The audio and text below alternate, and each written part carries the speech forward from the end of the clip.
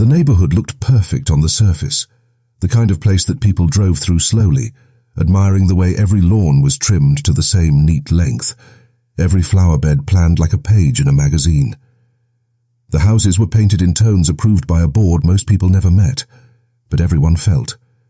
There was a silence to the streets, not the peaceful kind, but the type where you knew your every move was noticed. Curtains shifted when someone lingered too long outside, and cars slowed down when an unfamiliar truck drove by. It was a place built on rules so tight that breaking one meant more than a fine. It meant social exile. On the edge of this carefully arranged community stood a lot that had always caught people's attention. It was larger than the others, with an open view that stretched over the hills. For years, nothing had been built there, and neighbors had grown used to treating it as their own. They walked their dogs along its edge, leaned over their balconies, and pointed to the horizon, always grateful that the land was empty. It wasn't theirs, but they felt as if the view belonged to them. That belief hardened over time, until it became more than preference. It became entitlement.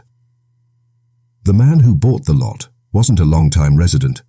He wasn't raised inside the unspoken codes of the neighborhood, the whispers about which colors were too bright or which mailbox designs were too tacky. He saw the land for what it was. Property he owned, space he could use, a blank slate for a home he dreamed of. To him, it was an opportunity, something he had worked hard for, something he thought he deserved. He didn't come to fit in with the silent rulers of the streets. He came to build. At first, there was excitement. Trucks rolled in, workers unloaded beams, and the sound of hammers broke the unnatural quiet of the neighborhood. But excitement, quickly too, earned into tension. From behind closed doors and gated gardens, people started to talk. The house wasn't going up in the same place they had imagined. It wasn't aligned with the row of perfect sightlines that allowed them to see the distant hills. It was tall, bold, and unapologetic. Some said it blocked the morning sun that hit their patios. Others complained it destroyed the line of sight from their balconies. To them, it wasn't just wood and concrete rising. It was defiance. Inside those homes, resentment grew quietly. It showed in the way neighbors stopped waving at the man when he drove past. It showed in the clipped tones when they saw him at the corner store. They smiled, but the smiles didn't touch their eyes. They asked questions that weren't really questions, like, "So you're really building there?" He could feel it, even if no one admitted it aloud. His house wasn't welcome. But there was more to it than just a view. The Homeowners Association, a small group of people who acted like gatekeepers of the community, felt the weight of losing control. They were used to being the ones who decided what was acceptable. They enforced the length of grass, the shade of paint, and the width of fences. And here was someone building outside their invisible script. It wasn't just that his home would stand taller. It was that his actions threatened their authority. If one man could build where he wanted, what would stop the next? The man wasn't naive. He noticed the stares, the tension. He heard the murmurs carried on the evening air. Still, he pressed forward, convinced he wasn't doing anything wrong. To him, he was building a life, not a crime scene. He wanted a place for his family, a house with wide windows and strong walls, a space that finally felt like his. He didn't yet understand how far the others were willing to go to protect what they thought was theirs. Before the real fight began, life still looked ordinary on the outside. Children rode their bikes down the street. Families gathered for weekend barbecues. Neighbors trimmed hedges in silence, pretending everything was fine. But there was a crack in the surface now, a silent fracture running through the heart of the community. Power shifted, with every nail hammered into the frame of that rising house. Behind the smiles and the small talk, a darker feeling grew, one that mixed envy with fear and resentment with control. It wasn't loud yet. It wasn't violent. But it was there, building in the same way the house did, slowly, steadily, piece by piece. What began as whispers over fences was about to become letters, fines, meetings, and eventually a courtroom. The neighborhood was changing, and none of them were ready for how far the fight over one man's home would go. The stage was set, not with flashing sirens or sudden acts of violence, but with something quieter: pride, power, and the need to control. It was only a matter of time before the lines between ordinary lives and legal battles blurred, before the struggle over a simple view would unravel into something no one could laugh off. The sound of construction never stopped. Day after day, the hammering and drilling echoed down the pristine streets, rattling windows and shaking the false peace of the neighborhood. What had once been quiet evenings filled with wine glasses clinking on patios now carried the sharp edge of frustration. Conversations between neighbors, once light and polite, turned into hushed complaints about the outsider who had dared to challenge the invisible rules of their world. The Homeowners Association didn't strike all at once. They started with warnings, letters folded neatly into envelopes, tucked inside mailboxes with the association's logo at the top. The language was formal, but the message was clear: stop or pay. The man opened them one by one, shaking his head at the vague accusations. Non-compliance with zoning guidelines. Violation of view protections. Failure to submit proper design review. He read the words out loud to his wife at the kitchen counter, his voice thick with disbelief. We own the land. We followed the law. How can they say this? His wife tried to calm him, telling him to ignore it. But the unease was there in her eyes. She knew it was never about paperwork. It was about power. Neighbors who had once smiled at him now crossed the street instead of saying hello. Their children weren't allowed to play in front of his lot anymore.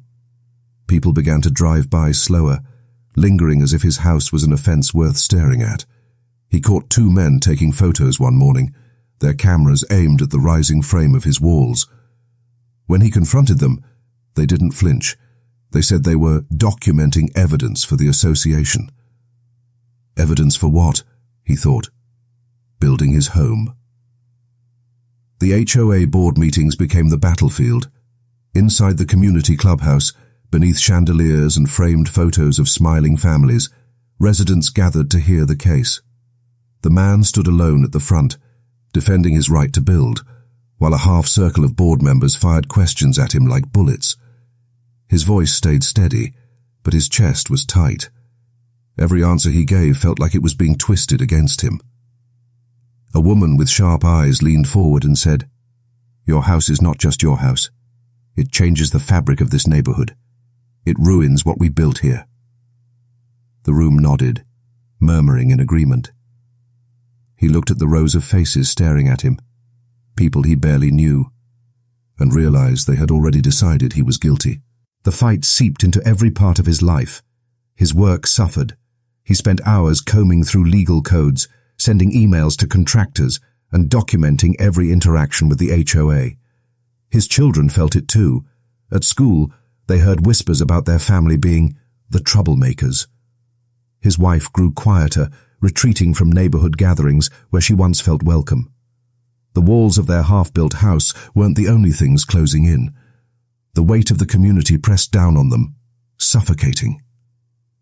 The HOA escalated. They fined him for every week the construction continued. They sent certified letters demanding compliance. They even filed complaints with the county, hoping to stall his permits. He fought back with lawyers, draining his savings to keep the project alive. Every victory was small and temporary, followed by a bigger, sharper strike from the board. It wasn't just about his house anymore. It was about survival. But beneath the legal battles and petty fines, something darker grew in the hearts of the neighbors. Some of them weren't just angry about the view. They were jealous. His house was larger, more modern, and designed with glass walls that caught the light in ways their homes never could. It was different, bolder, the kind of house that would make theirs look dated. They masked their envy with talk of rules and preservation, but underneath was fear. Fear that his presence devalued what they had. Fear that he had something they didn't. Old grievances bubbled to the surface too. The head of the HOA, a retired businessman named Charles, had once tried to buy that same lot years earlier. The deal fell through, but he never forgot it. To him, the land was his by right. Seeing another man build there wasn't just an annoyance. It was a personal insult, a reminder of what he couldn't have. His resentment fueled the entire campaign, and though others didn't know the depth of his grudge, they felt his anger and rallied behind it. The man, meanwhile, started to change. The easy smile he once carried faded. He became defensive, quick to snap at even small questions. He checked his property late at night, walking the perimeter with a flashlight, convinced that someone would try to sabotage his progress. Sleep slipped away from him, leaving him restless, hollow-eyed, and increasingly paranoid. His family worried, but he brushed them off. "They won't win," he repeated like a mantra, but even he began to doubt it. The tension reached its peak one summer evening, when the HOA delivered a lawsuit. The neighbors had banded together, pooling funds to take him to court. They claimed his house violated zoning, blocked community views, and damaged property values. The document was thick, heavy in his hands, and when he read it, his chest burned with both rage and despair. His wife cried that night, not just for the money they'd lose in the fight, but for the life they thought they were building, the dream of peace that was now turning into a nightmare. From then on, every interaction was laced with venom. A neighbor shouted at his children from across the street, telling them their father was destroying the neighborhood. His tires were slashed one morning, though no one admitted to it. Dead grass clippings were dumped on his driveway, childish acts meant to humiliate him. And yet, the worst part wasn't what they did. It was the silence that followed. No one defended him. No one stood by his side. He was an island, surrounded by hostility. At night, when the neighborhood seemed still, his thoughts turned darker. He wondered why they hated him so much, why his house became the center of a war. He replayed every meeting, every insult, every dirty look. His anger grew heavier, pressing down until he felt consumed by it. He wasn't just fighting for a house anymore. He was fighting against a system that wanted to erase him. The neighborhood, once painted as perfect, now pulsed with unease. Lines had been drawn, sides chosen. Every new motion in court, every fine delivered, every whispered rumor added fuel to the fire. The house was nearly finished, but at what cost? The man's pride had hardened into obsession. The neighbor's entitlement had transformed into cruelty. And beneath it all, the fragile mask of civility that had held the community together was about to shatter. The breaking point was coming. You could feel it in the way voices rose louder at meetings, in the way the man's hands shook when he opened another threatening letter, in the way Charles's smirk widened each time he reminded him that the rules always win. The battle wasn't just about a house anymore. It was about dominance, revenge, and the unraveling of everything that once seemed normal. And in that unraveling, something irreversible was waiting, just beyond the horizon. The neighborhood had begun to feel like a battlefield dressed up in manicured lawns and white fences. Every morning, the sound of hammers on wood rattled the nerves of those who lived closest to the rising house, and every evening, whispers rippled across patios and front yards like smoke. The construction wasn't just noise anymore. It was a statement, a challenge that none of them were willing to ignore. What had started as an annoyance was hardening into hostility, the kind of hostility that didn't just fade when the sun went down. The first real clash came during an HOA meeting in the clubhouse, a gathering that was supposed to be routine but quickly spiraled. The man stood at the front, facing a row of board members whose faces were tight with judgment. He had brought his paperwork, permits stamped by the county, plans approved by city inspectors. He held them up like a shield, insisting he had followed the law. But the room didn't care about the law. They cared about control. Charles, the HOA president, leaned forward in his chair, his voice sharp as a blade. "What you're doing," he said, ruins what we've all worked to preserve. This isn't just about you. This is about all of us." The crowd hummed in agreement, and the man realized the truth in that moment. He wasn't just building a home. He was fighting an entire community. After that night, the tension grew teeth. His mailbox filled with letters, some from the HOA, others anonymous. Some were polite, written in neat cursive, asking him to reconsider his choices. Others were cruel, mocking his house, his family, even his worth. One note arrived in bold black marker, scrawled across scrap paper. "You don't belong here." He tucked it away in a drawer, not wanting his wife to see it, but the words carved into his mind like a wound. Charles grew more aggressive, almost obsessive. He drove by the construction site nearly every day, rolling down his window to watch the progress with cold eyes. Once, he even stepped onto the lot, hands behind his back, inspecting the foundation as if it were his own. When confronted, he brushed it off with a smirk. "Just making sure our neighborhood isn't ruined." His arrogance burned in the man's chest, but he forced himself to hold back. He couldn't afford another enemy, not when the entire neighborhood already seemed against him. Meanwhile, cracks began to show in his own home. His wife tried to stay calm, tried to soothe him when the anger twisted in his gut. But she couldn't hide her fear. The legal bills were piling up, draining the savings they once planned to use for furniture and landscaping. His children asked why their friends no longer invited them over, why their classmates whispered that their father was the selfish one. He promised them things would get better, but every promise felt thinner than the last. The HOA fines multiplied. Each week he ignored their demands, and the numbers grew higher, threatening to bury him in debt. His lawyer warned him that even if he won in court, the battle would leave him nearly broke. At night, he sat at the kitchen table, his head in his hands, the stack of papers in front of him, a reminder of how quickly dreams could sour. Sleep came in short bursts, broken by jolts of anxiety and visions of Charles smirking across the courtroom.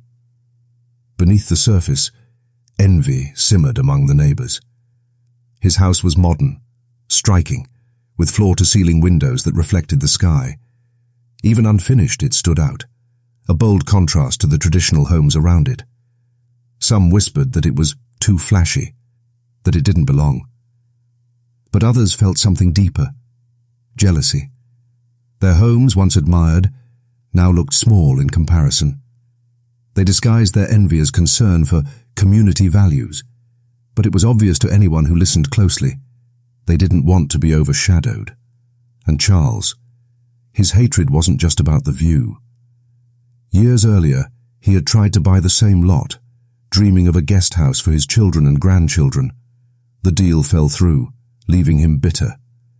To him, the man hadn't just built a house. He had stolen something personal, something Charles believed should have been his. That grudge, buried beneath years of HOA power, now surfaced with a vengeance. Every letter, every fine, every public shaming wasn't just about rules. It was revenge. The man's own personality began to shift under the weight. He stopped greeting his neighbors. He stopped attending community events. His voice grew sharp, his temper quick to flare. He patrolled the construction site late at night with a flashlight, convinced someone would vandalize it. His wife begged him to stop, to let the courts handle it, but he couldn't. To him, it was no longer about law or money. It was about pride.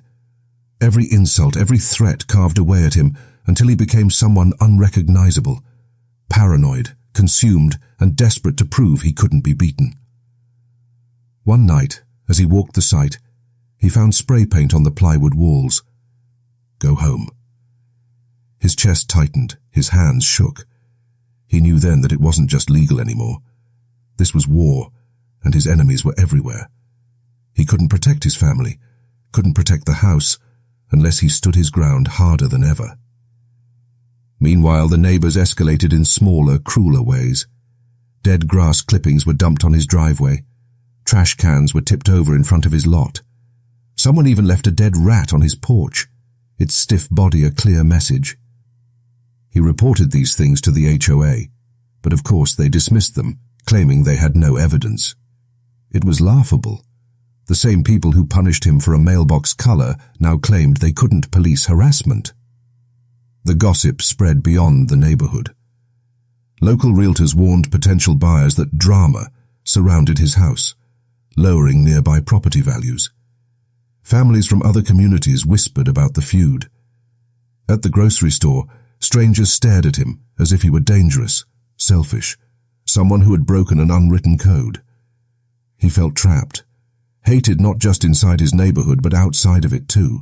Charles thrived on this isolation. He leaned on his connections, rallying more residents against the man, encouraging them to document infractions. He smiled at the thought of breaking him, of proving once and for all that no one could defy the rules.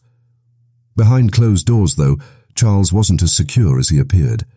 He had financial troubles of his own, debts hidden behind his polished suits and smug speeches. If the neighborhood's property values dropped, his fragile finances would collapse. For him, destroying the man's house wasn't just about pride, it was about survival. By the time the lawsuit landed, the man was already frayed to his core. The thick packet of papers felt like a death sentence in his hands. His wife cried when she saw it, knowing what it meant. Years of fighting, draining money they didn't have, dragging their family through courtrooms instead of enjoying the home they had dreamed of. He tried to reassure her, but his voice cracked as he spoke. Deep down, he knew this was breaking them, and yet he couldn't stop. He doubled down, filing countersuits, spending hours drafting responses, and showing up to every meeting with fire in his eyes. The more they attacked, the more determined he became to win, even if winning cost him everything. His pride had grown into obsession, a need so deep it began to consume the man he once was. The tension didn't just hang in the air anymore. It vibrated through every street, every meeting, every whispered rumor. The neighbors avoided his gaze, but they watched him closely, waiting for him to fall. His wife barely spoke to him, worn thin by the endless fight. And Charles? He smiled wider than ever, savoring every crack he caused. The house loomed nearly finished now, glass gleaming in the sun, a monument to both defiance and despair. But its walls carried the weight of too much anger, too much hate, too much oaken trust. What was meant to be a dream home had become a symbol of war, and everyone knew it was only a matter of time before something irreversible shattered the fragile balance. The breaking point wasn't far off. You could feel it in the silence that fell when he entered a room, in the rage that burned behind his eyes, in the smirks that lingered on Charles's face. The neighborhood was past the point of repair. The lines had been drawn, and the fight had gone too deep. What began as a dispute over a view was now something darker, something that no one could undo. And in that darkness, the seeds of a crime had already been planted, waiting to burst open. The night the breaking point came, the air itself felt charged, thick with something unspoken.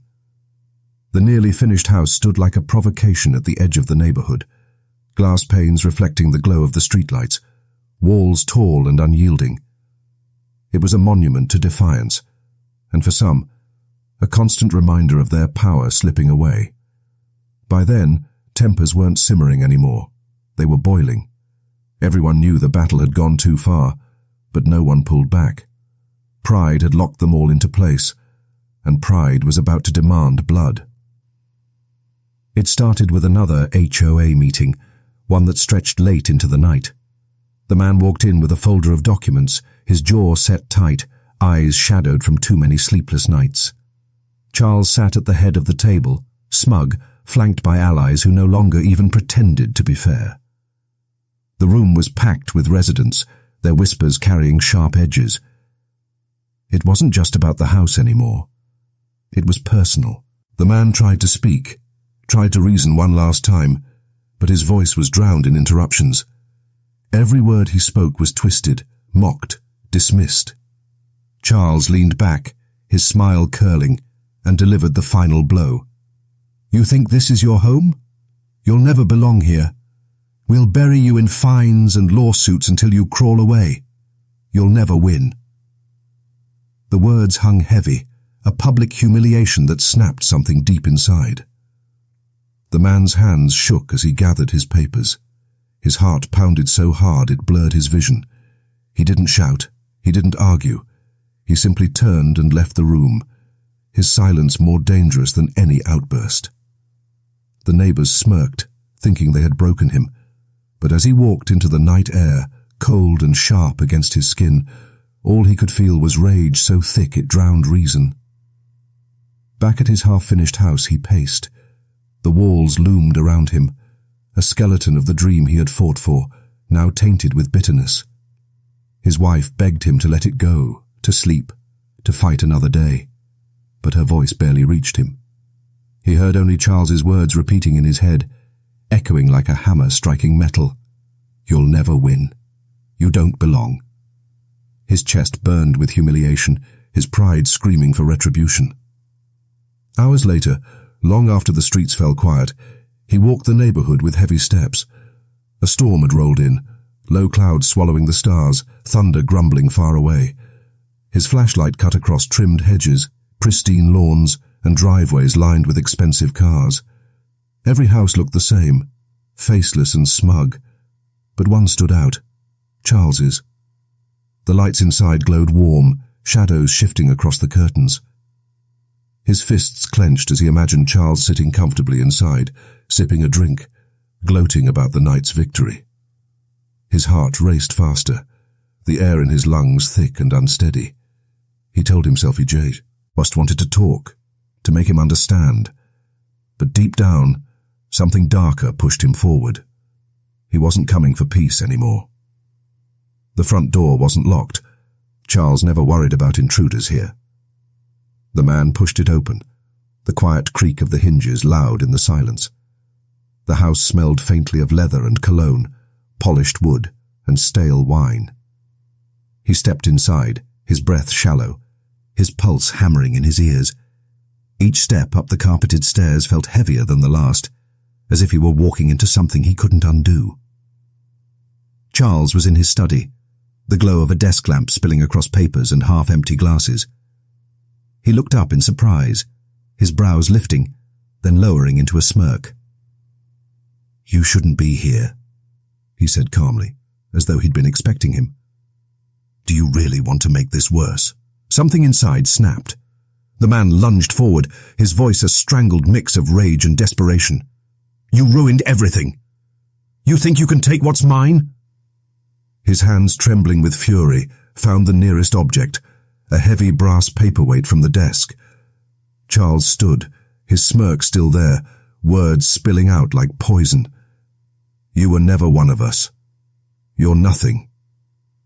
The words hit harder than any blow, and before he even realized, the man swung. The crack of metal against bone echoed in the room, sharp and final. Charles staggered, his hand flying to his temple, eyes wide with shock. He opened his mouth as if to speak, but only a rasp escaped before he fell sideways, slamming against the desk, then crumpling to the floor. The silence after was deafening.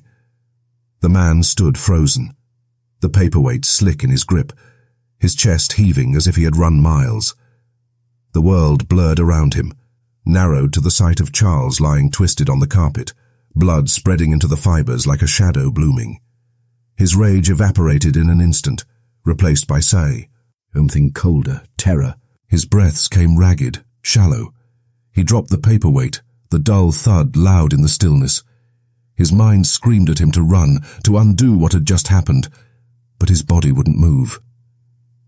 He stared, unable to look away, his stomach churning until bile rose in his throat. For a fleeting moment, he thought Charles might move, might groan, might sit up and sneer at him again. But the stillness was absolute. The house felt different now, suffocating. Every tick of the clock on the wall echoed like a gunshot. Panic clawed at him, and he stumbled back, his hands shaking, his breath ragged. He muttered to himself, "It wasn't supposed to happen. I didn't mean..." But the blood, the body, the silence, they all said otherwise. He wiped his hands on his shirt, but the red only smeared darker. He thought about calling for help, about confessing, but the thought of losing everything, his family, his home, his pride, suffocated him. His mind spun in chaos, searching for a way out. He staggered through the house, wiping down surfaces, erasing fingerprints, moving clumsily, desperately. But no matter how much he tried, the crime clung to him. The smell of iron clung to his skin. Outside, the storm broke. Rain hammered the roof, drowning out the noise of his hurried steps. He slipped out the door, pulling it shut behind him, his heart racing so hard it hurt. The rain washed over him, cold and relentless, but it couldn't cleanse what he had done. His house loomed in the distance, unfinished walls gleaming wet in the downpour. He stumbled toward it, soaked, shivering, his mind trapped between denial and horror. Back in Charles's study, the lamp still glowed, casting light over the scattered papers and the lifeless figure on the floor. The blood spread wider, seeping into the carpet, staining the order Charles had fought so hard to protect. The neighborhood outside lay silent, unaware that everything had changed in that single, violent moment. The man collapsed into a chair when he reached his own home, his body trembling, his clothes plastered to his skin. His wife rushed to him, panic in her eyes, but the words caught in his throat. He couldn't bring himself to tell her what had just happened. He shook his head, muttering, "It's over. It's done." She didn't understand, not yet, but she saw enough in his eyes to know something irreversible had broken. In the hours that followed, he sat in the dark, staring at his hands, hearing the echo of that crack again and again. Every time he closed his eyes, he saw Charles's smirk, then the sudden shock, then the collapse. It replayed endlessly, a nightmare he couldn't wake from. He told himself it was an accident, that he hadn't planned it, but the truth pressed heavily on him. Somewhere deep inside, he knew he had wanted it. Maybe not the death, but the reckoning, the moment where Charles finally stopped holding power over him. The storm raged on through the night, lightning flashing over the perfect neighborhood, illuminating a street that would never look the same again. Behind the trimmed hedges and white fences, the illusion of order had been shattered, replaced by something raw, ugly, and irreversible. And in one house, a man sat drowning in guilt, fear, and the hollow satisfaction of a victory that tasted like ash. The crime had unfolded not with premeditation, but with the weight of too many battles, too much pride, too much humiliation pressed into a single moment.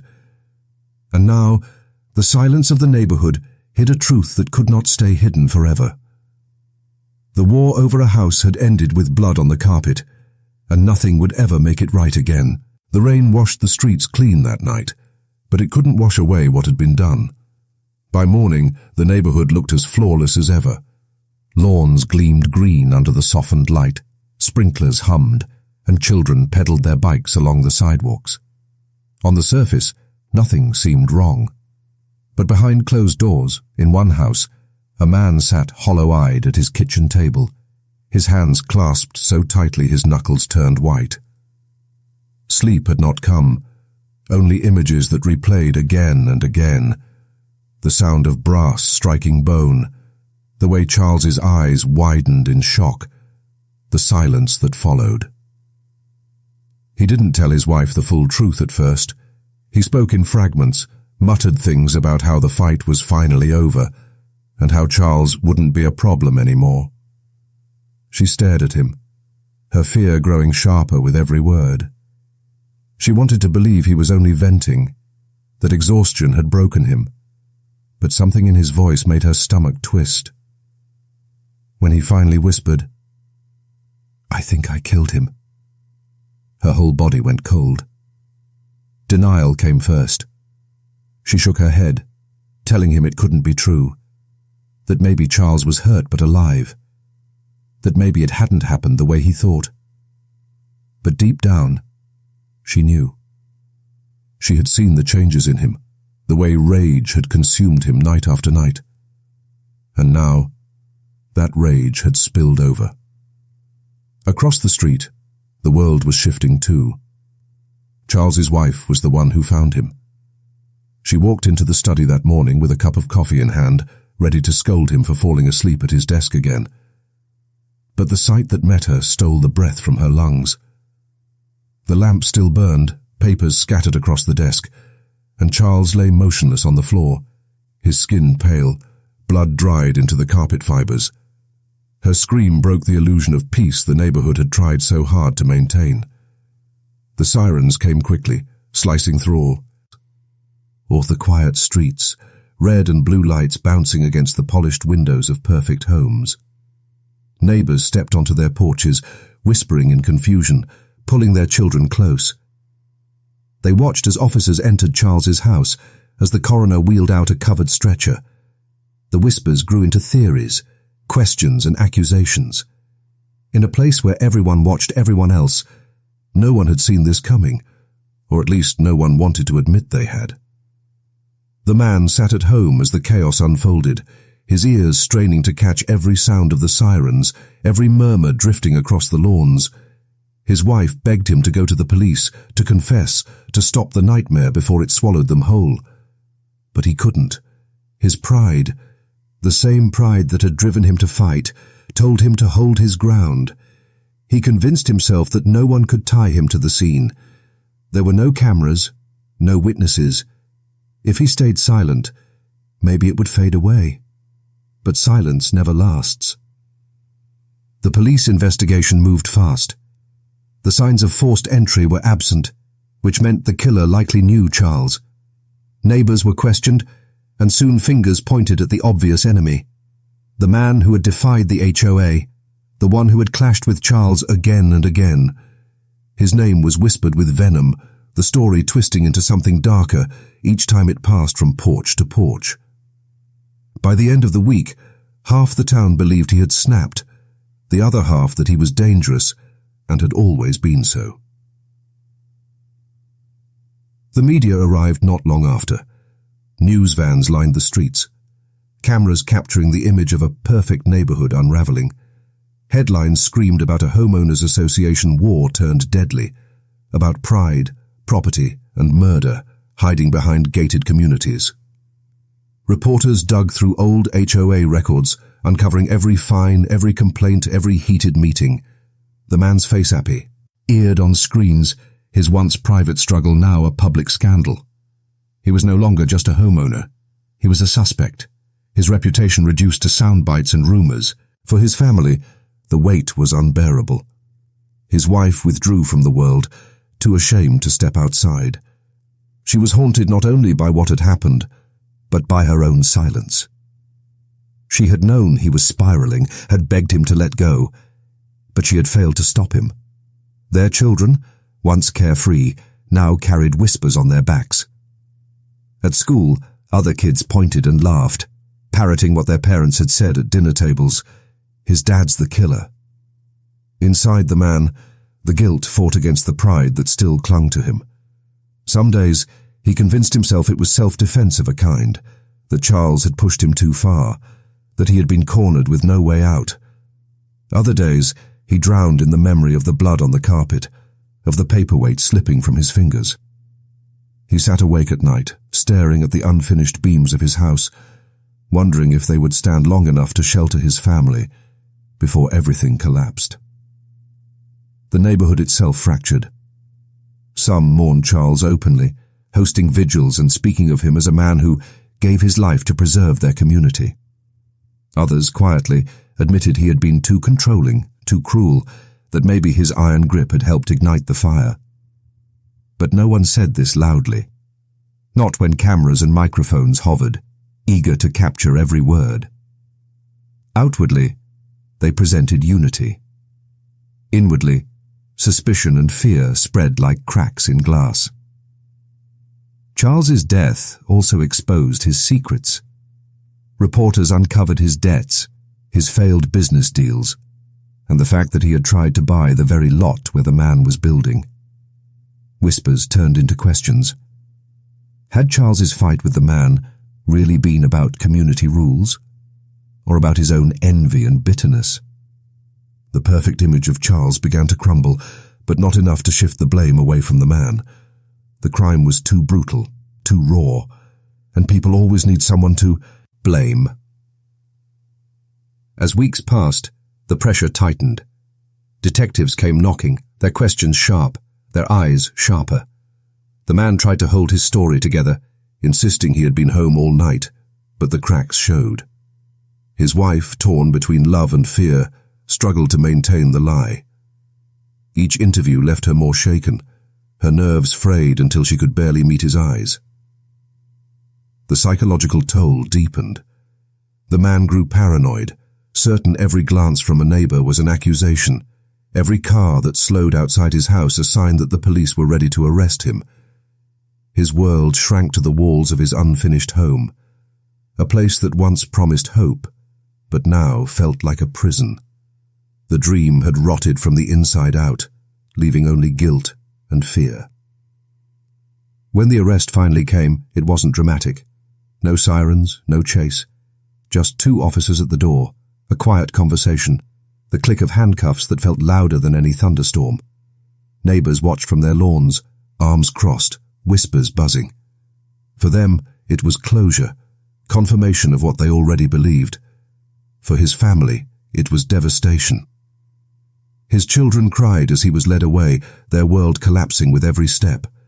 His wife stood frozen, her face pale, her silence screaming louder than words. The community returned to its routines quickly. Lawns were still trimmed, flowers still planted, and sidewalks still swept. But beneath the perfection lingered a shadow. They had lost their leader, their symbol of control, and in his place was a crime they could never erase.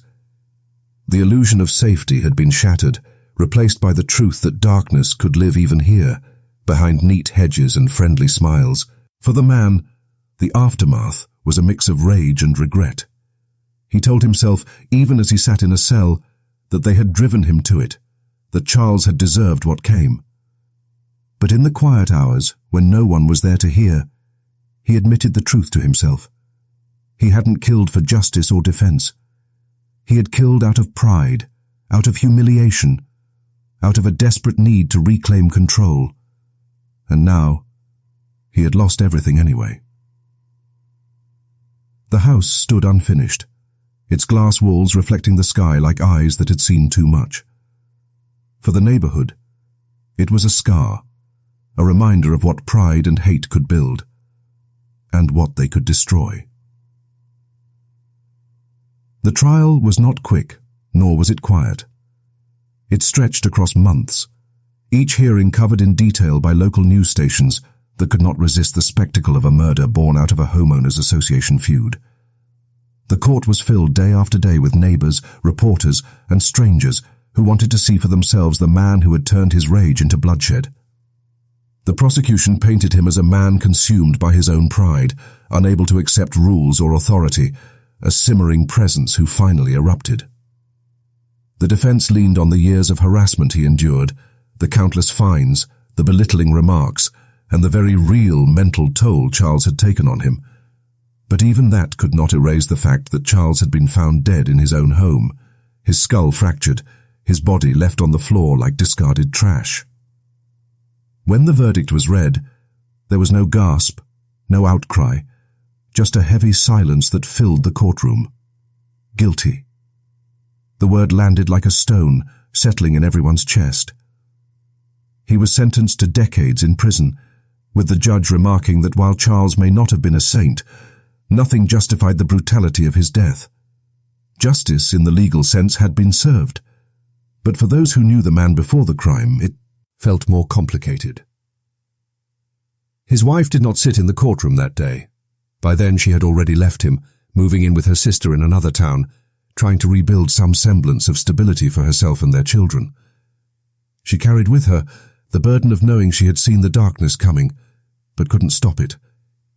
The children grew up in the long shadow of their father's actions, forced to live with whispers and rumors that followed them through school and beyond. Their innocence had been stolen, not by the crime itself, but by the weight of being linked to it forever. Charles's family, on the other hand, embraced the verdict as closure. His wife spoke outside the courthouse, her voice breaking as she told reporters that justice had been done. Yet behind her words was an ache that no sentence could ease. She had lost a husband, her children a father, and though she tried to preserve his memory, the revelations about his debts, his bitterness, and his cruel behavior within the HOA had already stained it. To some, Charles remained a martyr of order. To others, he was a petty tyrant whose downfall was inevitable. The neighborhood itself never truly recovered. Though new families moved in and the HOA carried on with meetings and regulations, there was an unspoken tension that lingered, like a ghost in the hedges. Every glance at the unfinished house across the way reminded them of what had happened. For years it sat vacant, the skeleton of a dream turned into a monument of pride and destruction. Some said the town should tear it down, others that it should stand as a warning. No one ever reached a consensus. It became a silent part of the landscape, a scar too deep to erase. In the broader sense, the story spread far beyond the town's borders. It was picked up in national media, debated on talk shows and podcasts, framed as both tragedy and absurdity. A man so enraged by his homeowners' association battles that he killed. People laughed at first, unable to believe something as mundane as lawn height and fence placement could end in blood. But as the details came out, the laughter faded, replaced with unease. Because beneath the absurdity was something more human, the way pride, humiliation, and control can rot a person from the inside out. Society, as always, wanted to assign lessons to the story. Commentators debated the role of HOAs themselves. Did their authority go too far? Were they necessary protectors of property values or oppressive enforcers that bred resentment? Lawmakers in some states even cited the case as they pushed for reforms to limit the powers of such associations. In that sense, Charles's death and the man's downfall sparked change, though small and uneven, a ripple of awareness about the dangers of unchecked power in the smallest corners of society. But the real lesson lay deeper, in the cracks of human behavior that the case exposed. Pride, when mixed with power, becomes combustible. Charles thrived on control, on making others bend to his rules, on wielding the HOA as a weapon. The man, on the other hand, could not let go of his own sense of dignity, could not bear the thought of being humiliated in front of his neighbors, of building his dream home under the constant shadow of someone else's authority. Both men were trapped in their own need to dominate, to win, and in that cage of egos, violence found its way in. For those who watched from the outside, the story served as a reminder of how quickly ordinary lives can unravel. These were not hardened criminals, not gangsters or con artists. They were men who lived in neat suburban homes, who mowed their lawns, who waved to neighbors while carrying groceries, and yet, under the surface, resentment brewed until it became something deadly. It showed that crime is not always born in dark alleys or broken neighborhoods. It can live in well-lit cul-de-sacs with flowerbeds and white fences.